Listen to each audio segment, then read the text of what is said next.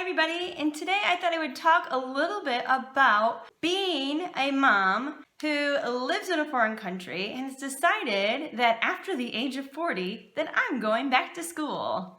What's that all about? Well, stay tuned to find out.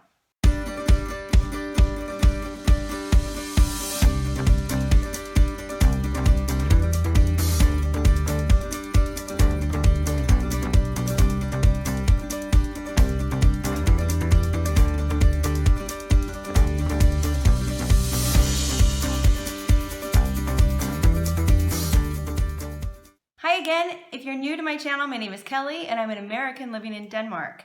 So before we get any further along, go ahead and hit that red subscribe button and ring the bell so you get notifications when I post new videos. Now, this video is a little different because it's talking about not my experience in the school systems here in Denmark as a teacher, because I have worked as a teacher here, but it's actually a video talking about my decision to go back to university and study something completely different.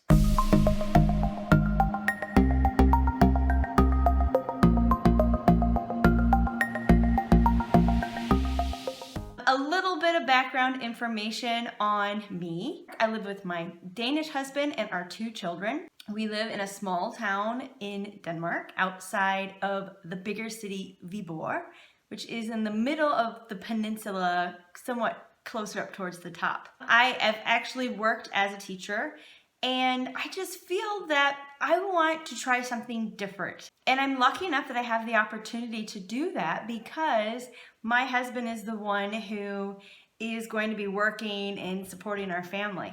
But an interesting thing about going back to school in Denmark and being married to a Dane is that I don't have to pay to go to university. University is free. And it's completely crazy to think about because I have a bachelor's and a master's degree from the United States, and it's not free there. There are a lot of opportunities to get scholarships and financial aid and different things like that, which I applied for what I could, and I did get some help in that way. But for the most of Americans going to school, you will have to take out student loans. And I made sure that I did not go very far away and that I did not go to very expensive schools because I knew that I would just be spending all my money that I'd be making after I got a job paying off my school loans. And I didn't want to do that. But I still had student loans that I had to pay off for years after I graduated. And it wasn't anything that was horrible, it was something that was manageable, but still it's an extra expense that you could be spending on something else. So why go back to school? Well, I'm over the age of 40. I am living in a foreign country and I'm thinking to myself, well, I'm like a lot of other accompanying spouses who have come to Denmark with their husband or wife who have already got a position here. Maybe they're doing research at a university or they're doing something for a university, maybe getting a degree or something, or they've gotten a job here. There are a lot of spouses that come along because, well, you got to follow your family, right? But many of us kind of sit around because our American or wherever you're from, credentials might not have been accepted or approved in Denmark. I was lucky enough that the Danish Ministry of Education and Research have approved for me to teach here in Denmark, and I was able to get a job right away. I just started to feel, even though I loved teaching, I still do, I love the students that I taught, but I just really want to try something different. I moved to a new country that's a completely new life with a new culture, new language, and I thought maybe I'm not too old to try something new. I have the support of my husband financially and emotionally to go back to school, so why not? Better now than never. So that's what I'm doing. I looked into a lot of different programs. Again, I already have a bachelor's and a master's, and so I thought, well, what's the next thing I do? Do I get another master's? Do I get a PhD? And I thought about what it was that I wanted to do. And it turns out that what I want to do is not anything that I've done before. So I'm starting over. And this is a very different experience. I don't know how it's going to be for me, but I'm really excited to give it a try and see how it goes. What I mean by starting over, I'm actually going to be starting a bachelor's program from the very beginning. So I'm not looking at, oh, well, I have all of these bachelor credits already, let's see what I can carry over. I'm starting completely over. And my degree from the US is in English and teaching. That's what my degrees are in. Because I want to go into marketing. Marketing is not something I've ever studied before. And a lot of the other classes that you need to take in order to learn about marketing or to be involved in a marketing or business program, I haven't taken any of those classes. And keep in mind, I got my master's degree over 15 years ago.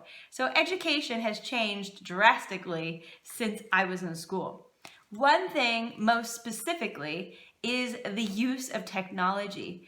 I've been able to get by with very minimal use of technology over the last 15 years in my job as a teacher because I was a foreign language and a literature teacher. I just needed a book in front of me. That's it. I didn't really need so much technology. It's only been from really the last so many years that I've used technology more often in my classes. And there's so much out there that I just don't know anything about. I've never had a class online or anything like that. So it's really going to be different for me in a lot of aspects. A lot of the classes that I'll be taking will have to do with economics and marketing, obviously, and business. And these are things I don't really know anything about. So though I may be older, and when I say older, I mean a lot of the students that are going to be in my program are just going to be out of high school or the gymnasial or something like that, where they might be around 19 years old. That's going to be really interesting for me to work with them as peers instead of their teacher. So that's completely new. But with regards to technology, being the older person in the room, there's also this idea with the way that the Danish education system is all about is they love group work. They love for you to collaborate with different things. And yeah, I haven't had to do anything like that. When I lived in the US and I was a German teacher, I was the only German teacher in my entire building. So I had no one to collaborate with when it came to department ideas and curriculum and things like that. It was just me. So whatever I wanted to do was pretty much what I did. And it was in graduate school the last time that I actually worked with people in groups and things. So this is going to be really, really different. There's also a lot of social aspects that go along with being part of a university, especially like these younger people. You know, there's going to be get-togethers and social functions, parties, whatever. I think I really just need to get over the fact that I'm older than them and I'm married with 2 children and that I've had all these life experiences much longer than some of them have even been alive kind of thing. That I just really need to get over that and focus more on the schoolwork. And I think I can do that once it starts.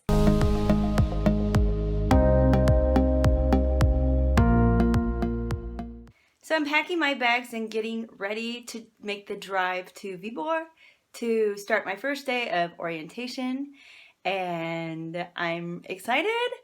I don't know if I would say I'm nervous. I think I'm nervous that I won't find where I'm supposed to go. You know, there's always like those first day of school jitters kind of thing. And I wouldn't say this is really the first day, but I'm getting to meet other people today. And so I think that'll make my official first day with regular classes and everything much easier because I'm getting to meet some new people. And I know I'm quite a bit older compared to the incoming freshmen.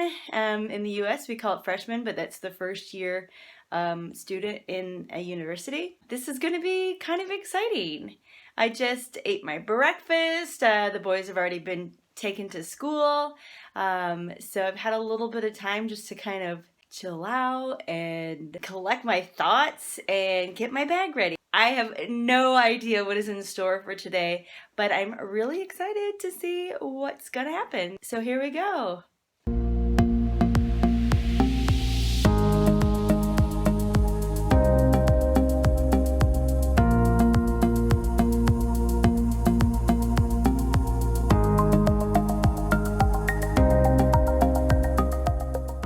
Hi, we're excited. We're going in. We're gonna start our day. Let's go. Bye.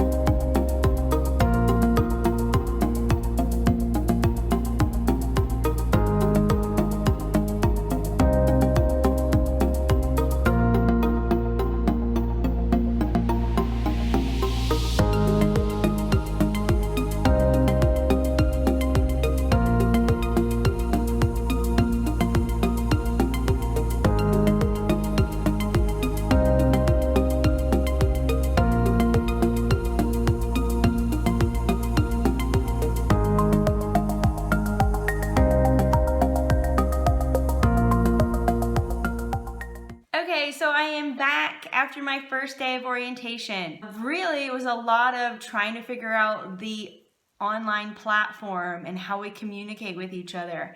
And it's going to be a learning process. I didn't really get to know so many people from my group. There's a small group of us already that we've talked, and we had our coffee time together, and we walked around a little bit during a break. And you saw them as we were going in, some really nice girls from Poland, from the Czech Republic, from Hungary, from England. And so I'm really excited to get to know them better. I'm really excited to get to know the other people in my program and just to see how this goes. We met our class teacher, and today she's the one who's going to be kind of in charge of us. So if we have issues or we have concerns or anything, she's kind of the person that we're supposed to go to discuss that with, but she's also going to be one of our main teachers for marketing.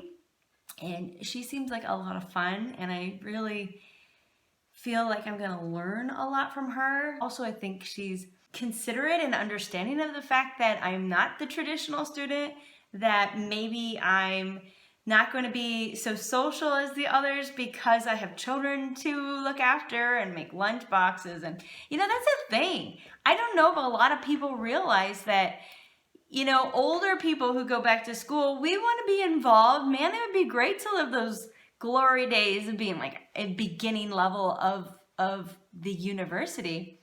But we have responsibilities. I go home because I have to pick up my kids from school, and I have to get them a snack and make lunch boxes for the next day. Yeah, and then I'll have to take them to their sports activities or some type of club that they're involved in. There may be times when my husband has dinners with work and he can't be there to help with them, or maybe he's even out of town. And so it's a very different dynamic. I think back to when I was first year in the university, and I remember having only so many classes every day, and then I would have time to study, and it was kind of relaxing. Then I had a part-time job, and I hung out with my friends. I wasn't responsible for anything. I didn't even know if I did my laundry at that time. I could pretty much tell you I wasn't. I was living at home. Literally, the school that I was going to was in our backyard. I could jump the fence and walk the field. It was literally in our backyard. I thought, I'm not going anywhere else. This is so close. And it was a 2-year university that led to you be able to go to a 4-year university after that, which you've already got the first 2 years done. You'd have to only do 2 more. In the US, we call that a community college. And actually, that's the kind of program that I am in right now in Denmark. And it is a program that is 2 years, the first 2 years of a bachelor's program, but what I think is really interesting about it is that it's all core classes. It's only focused on what you're doing. In the US, we usually take those first 2 years and we kind of do a hodgepodge of everything. You have to take science and math and all these regular types of classes. But in Denmark, you just jump right in a way it feels like that you're in your second or third year of a bachelor's program in the US. And I'm glad because I'm focusing my attention on things that are going to be really important for me in this program. And after the 2 years, or actually at the end of the 2 years, I get to do an internship in a local company, which I think is really exciting because that will get me some networking, that will get me in the door. And did I mention that this program is international, which means that all of my classes are actually taught in English? Okay, so let's recap. I get to go to school for free. All of my classes are taught in English. And then at the end of the program, I'm going to be doing an internship in a company that could possibly hire me or could possibly give me a good recommendation to work in another place. I'm telling you, the benefits of this are never ending. And I'm really glad that it's so close. Viborg is not that far away. When I think of a lot of other bigger towns, they're much farther away from where I live. So I'm so glad that all this is just right here in Viborg. It's wonderful.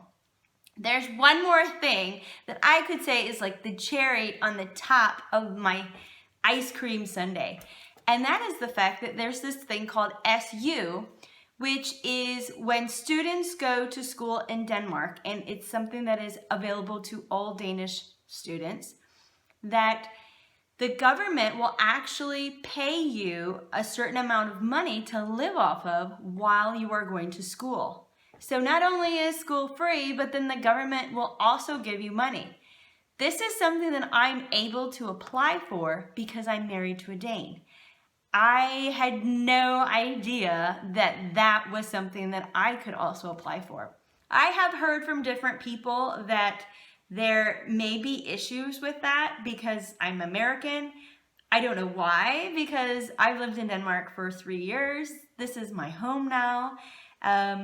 Yeah, but it's just so interesting that there are options out there that make it a little bit easier for people like me who want to have maybe a second chance at starting a life in a new place. I came here and I thought, well, I'll just keep doing what I've always been doing. But I think sometimes people get stuck in a job that maybe they're not happy with because they don't feel that they have any opportunity. And I know that in the US, it's very much the case, especially if you're the one who's supporting your family. It's really nice that in Denmark that I have this option. So I'm going to take advantage of it. And in the end, I will be going into the Danish workforce and being a tax-paying, contribution to society. It's a win-win. It's a win for me, and it's a win for Denmark. I'm going to be doing some videos here and there about my experience. What do I think about this school and all that kind of stuff? And I would love for you to follow along and ask any questions that you have about the process or what it's like for me. What is it like to try and balance family life and school life? I mean, this is legit right here. This is 32 to 42 hours a week or something crazy like that they said, this is how much you should be focusing on your studies or going to class. And I'm like, whoa, this is gonna be a lot of work. And sometimes, we're gonna be even taking trips and things. So yeah, there's gonna be a lot involved. So this is the beginning of a brand new series, and this series should last at least 2 years because that's how long this program goes. So we'll just see how it works out.